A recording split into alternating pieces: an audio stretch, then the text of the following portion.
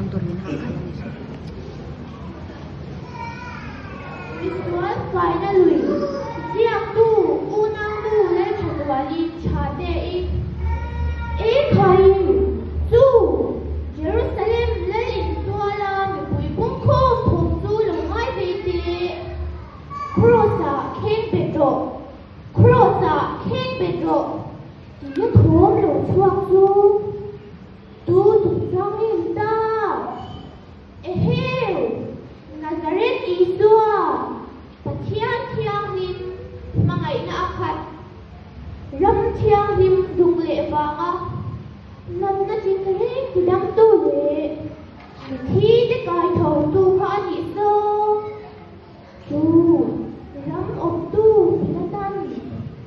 an hin na do sa te hi shin ne di in ma se de ram nau phul me tu ma a angoi reng ak mai công khánh mấy là thang lù à văn bằng thiam thu rí mà tới lâu mấy dar phim luôn rung tích cái sôn em thiêu nghe em tu ngọ thì anh tu mang lê cái này lấy đặt cái này hóc là pin anh tự về anh bị sao cấp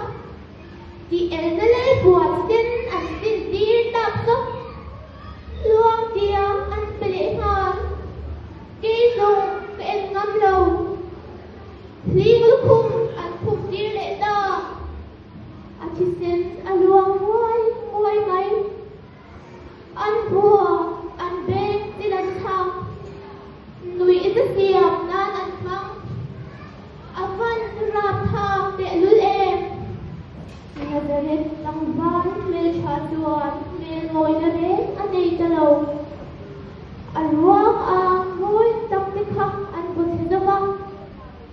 thì anh sẽ được anh tuổi đi ra đi em khai ốp tô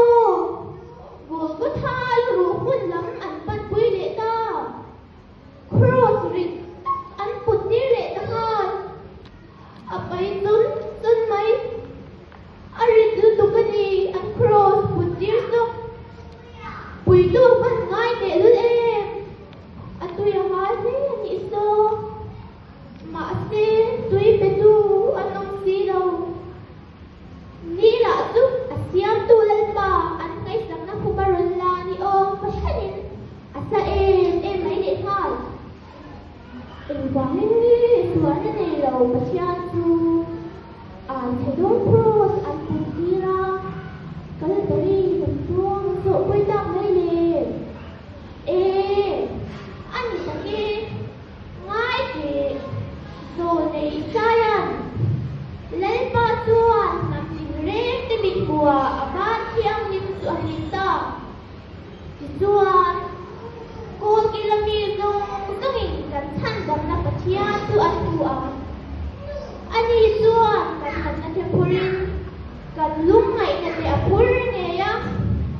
kan bo chia na te aka na te ma omin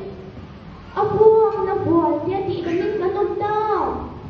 Diin na lo soy ka. Ayaw hindon na anihi. Enggang pa, maanilaw. Nangle, kiba, ngani. Pakiyan, pera, naupo. Komeso, ano zong tepurin. Jerusalem, pulpon. Lurukun, andi lama. Hende, dun.